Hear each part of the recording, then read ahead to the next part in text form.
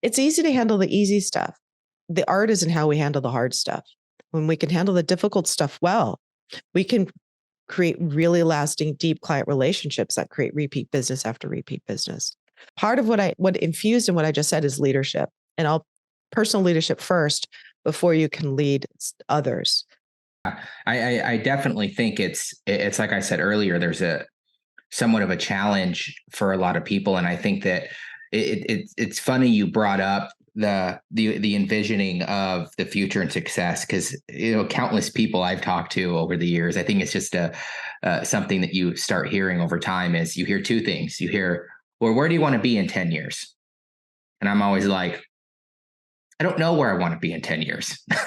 I'm enjoying now. I'm not necessarily looking into the future and saying, oh, I want, I envision this and this yet, because I don't know where I want to take this business yet. But then you also have people saying the hard one is, oh, just start delegating and just start delegating. And I think that there's this common thread that of space that a lot of people don't talk about. A lot of people talk about making it to $100,000, and a lot of people talk about, making it once they reach that $1 million. Like, oh, I'm going to go from 1 million, I'm going to go to 3 million, I'm going to go to 10. No one ever talks about that struggle of business owners between 100,000 to 1 million.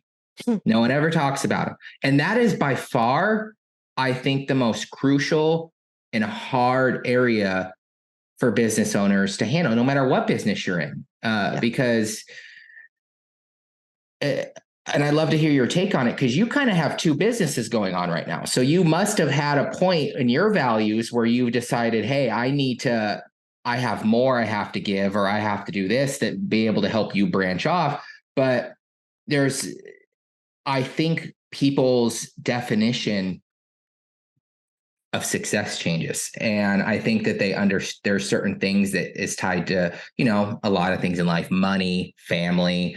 There's a lot of things that can be defined within that area, but that's the amount of time when you have to really learn how to delegate, really learn how to become a leader, really learn how to really take your core values and realize, hey, am I still following my core values, or am I bringing on people that follow those same values? Am I working with people, clients or customers that follow those same values? And that's really what I see as the core of branding right there. It's the community. It's not, hey, go let this person go, or go, try to hire, 8 people to try to move up to that next step, which is kind of probably the problem with a lot of SaaS companies, is they hire too fast and none of them match core values. But is those core values. And so I'd love to hear a little bit more about your journey and your story from, the architecture side into evolving the personal coaching side.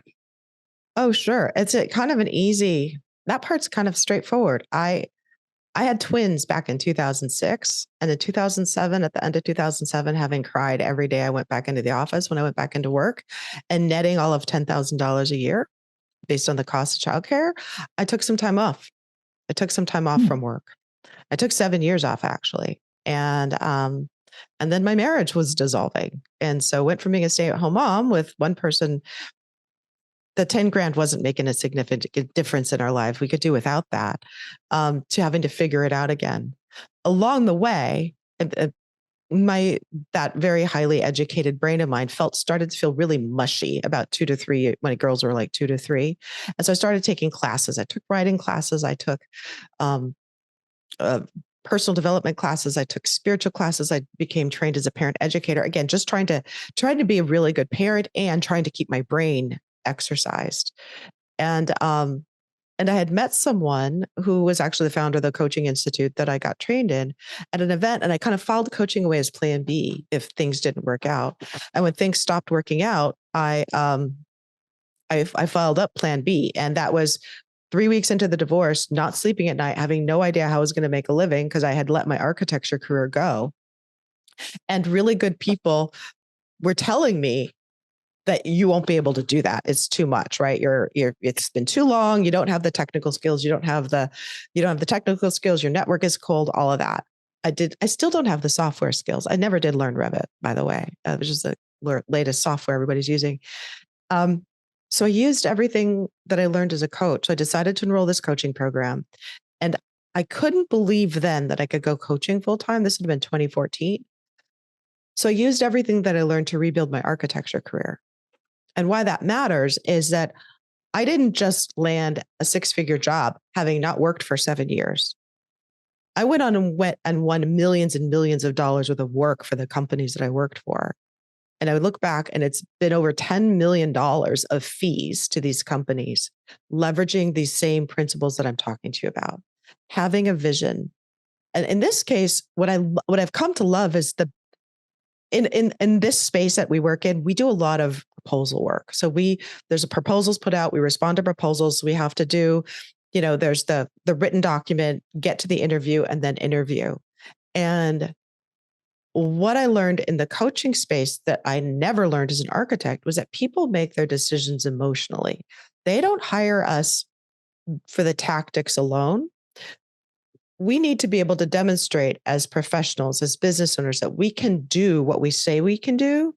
And then, by the way, do what you said you're going to do, or your reputation is trash and you won't get a second chance. So that's assuming that you do the work well, as you promised. But when you're in the room and people are making decisions, they're going to decide based on emotion. That's the final arbiter. And so what I learned was that my job was to make that connection with people. And that's where leadership core values come in. So as a professional, especially in architecture, I learned very early on that one of my values was to be in very high space of integrity. And that means to me that I would sit down with my clients, especially new clients, executives, and tell them that I'm going to tell you what you need to know about your project, whether or not you want to know it, because they need to be armed to make really good decisions. We as architects, I mean, one of my projects was $120 million, was another $142 million. We're spending lots of other people's money. So I need them very well informed to make really good decisions that are business decisions, so that they can keep me moving forward. As a creative, if your clients stop making decisions, you can't serve them.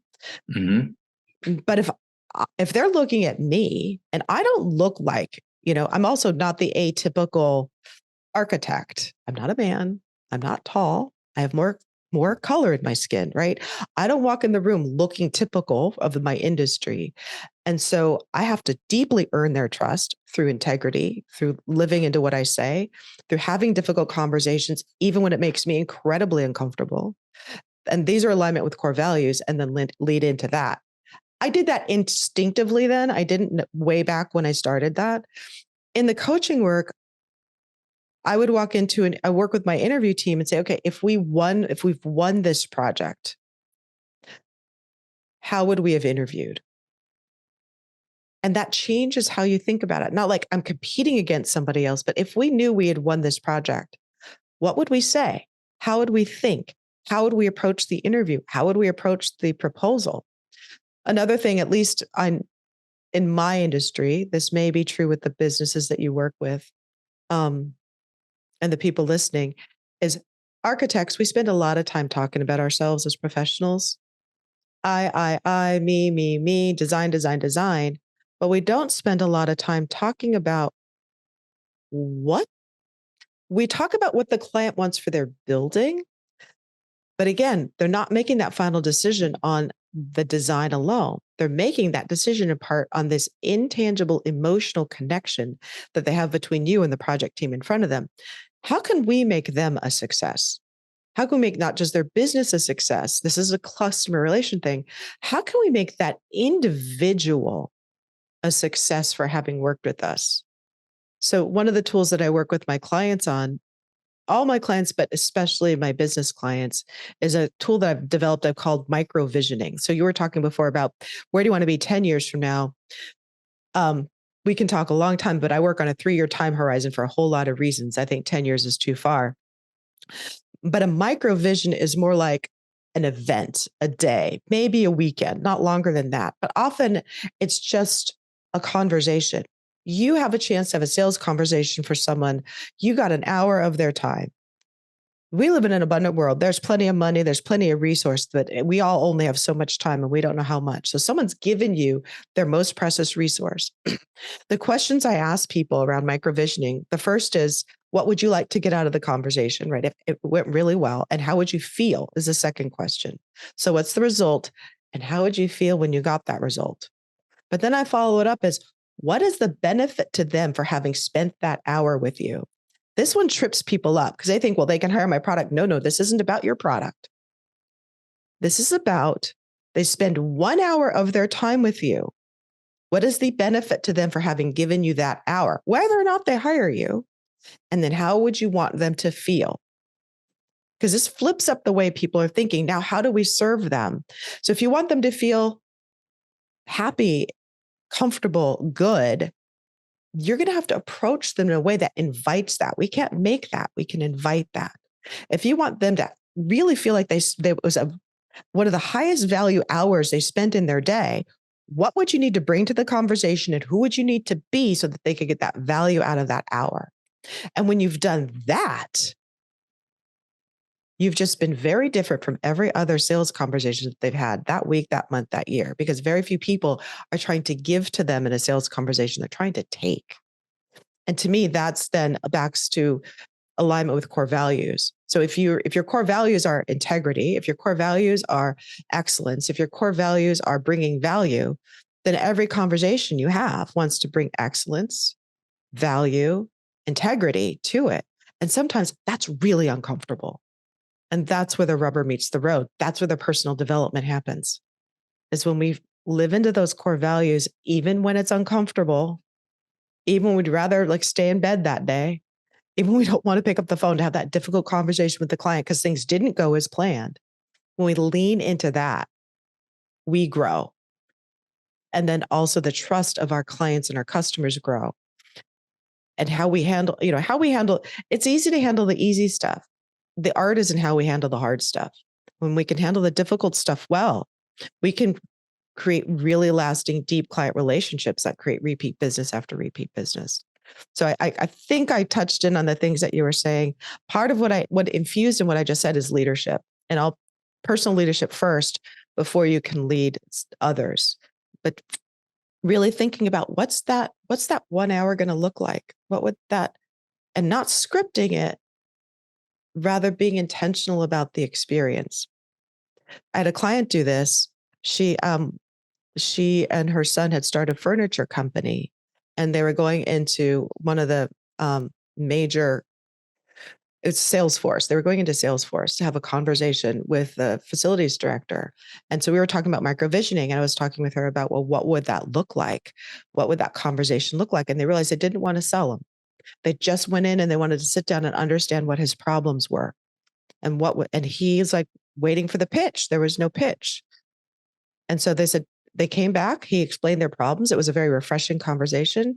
They came back here. These are ways we could help you with these problems you have with furniture. They are now doing 8 floors of furniture for his new office tower, right? They were just a small shop, but they were so different and they connected. This is a game changer if you're willing to do it, because no one's doing it. And to your point, everyone should do it. Everyone should be in there about that. But a lot of people are in the get mode versus the give mode. So when you start to give, you stand out in the marketplace. Yeah, I think that's beautiful. I've had a few times where I've been on prospect calls that really just getting to know prospects, and towards the end they do that same thing. They're like, well, how much is it? I'm like, well, let's I really want to sit down and get to know your problems first, so I could come up with a solution for you that fits your certain situation. And I think one thing you kept pushing in there were the core values a lot. And I think that, and leadership. And I think that leadership in itself can't really be defined and or explored upon within yourself and with you and yourself and your team until you you are confident and about your core values. And yeah, I don't think that core values can evolve. I think people evolve. Core values, of course, evolve over time. I've had plenty of times where parents are like, hey, I want you to work with my 16, 17-year-old son or daughter to help them with their brand. And I'm like, hey, I'd love to, but they need to find themselves right now. There's no way I'm going to be able to, help them figure themselves out. They have to do that on their own. But those core values, I think that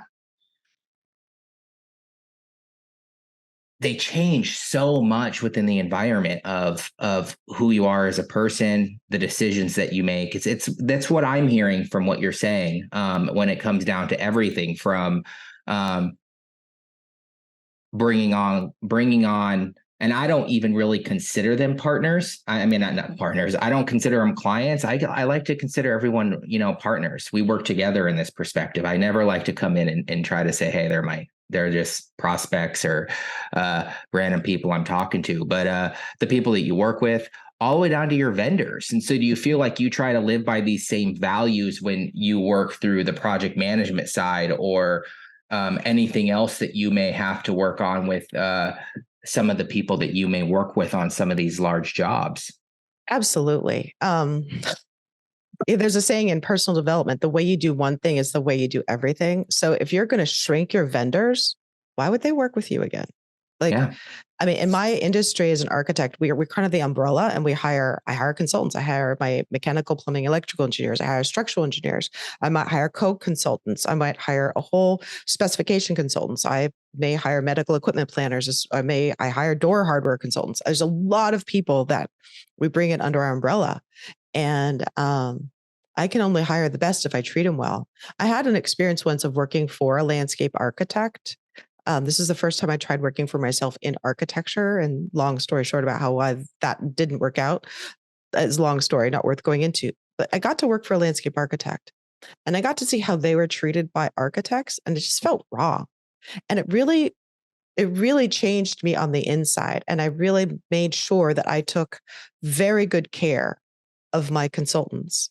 And so my attitude in when I hire people is I'm going to treat you, there's the golden rule, treat you the way you want to be treated. But really, I'm going to advocate for you. I'm going to stand up for you. I'm going to, and I'll be very honest with them. And I don't try to nickel and dime them on fees. You commit to this, you deliver a good product, I will take good care of you along the way. And yeah, and it's not adversarial, it's absolutely team, it's partnership, because I'm not a structural engineer. I have no business designing the steel for a high rise, right? I need them. And I'm humble about that, about my need for them. In that creative space, in a creative industry, there can be a lot of ego. And we could have that conversation on another day about ego, because ego can get in our way in terms of that, the arrogance of ego, not like healthy self-esteem, but when we have to be the best and we have to shine, and Mm-hmm. everyone has to listen to what we have to say. Um, that doesn't really serve a project team, or it because it builds division. Napoleon Hill teaches in his work Think and Grow Rich. He teaches about mastermind groups, and he talks about the famous mastermind groups of like the Edison and Ford and Luther Burbank and um, the tire company guy. And they all came together and they would meet and they'd go camping. And he's got some rules for mastermind groups, like a group coming together with a single purpose in harmony on cooperation to get there. When that group comes together, you have access to more ideas than the individuals alone. Any team can be that mastermind group. But here's the thing is, we're all going in one direction in a spirit of harmony and cooperation. So if I'm cutting my consultants or if I'm fighting with people, the harmony and cooperation is gone and the magic of the team is eliminated. And Mm-hmm. so it's really important for people to come together and work together and find that higher good in terms of a project or in terms of a business. Or if we think about Simon Sinek's work, what's your why? Why are we doing this? What's the greater why that often ties back to that emotional piece? Why are we doing this? While we're doing this, if it's a hospital, to provide a healing environment for our communities so that they can be cared for and families can be healthy and well. Right. So if that's our why, then everything we do is infused with this. We're creating a healing environment. And how could we create a healing environment if we've got a toxic work culture? Right. That would be out Yeah. of alignment with the core values. And so you get that disharmony. So and I'm thinking about from a project team standpoint, of course, there's the business and the firm standpoint, but I'm really right now thinking about just that project team, like making that team have a healthy work culture and people are coming together and working together towards towards a common end of a successful project. Architects and contractors historically had adversarial relationships. That's changing a lot. The most advanced project delivery methods are highly collaborative. And one of the first things that team does is establish its core values. And It's so, funny you said, oh, yeah. sorry, go ahead. Go ahead. Oh, and you were saying that core values evolve. And like the core values I had before I was a parent absolutely changed once my kids were born. It's like that there are moments in time where there can be a significant emotional impact that shifts our paradigm or shift the way we look at the world. And some of them are good, getting married, having kids. Most people wait till the bad ones happen, an accident, illness, divorce, job layoff, before they're willing to have that shift. One of the things that we can do as people is and one of the things I do with my clients is very deliberately help them shift those paradigms by design. You want to have this result. You want to have this kind of, let's say the jump between 6 figures and 7 figures is a lot of personal growth. There's a lot of good you have to be willing to let in. And to your point, you can no longer be a full solopreneur in most industries, right? Unless you've got 10 coaching clients paying you $100,000 a year and that's all you're doing, and you can command that, you've got to have a team. So now you have to work through people. Well, how are you going? That's a lot of personal development in that scaling from one to the next. And you have to be willing and capable and able to actually allow that amount of success in. I have seen clients shut the door on success because they weren't ready to receive that much good. So part of it is just increasing our own self-worth and our sense of Yeah. deserving so that we can accept that and let it in and let it be easy.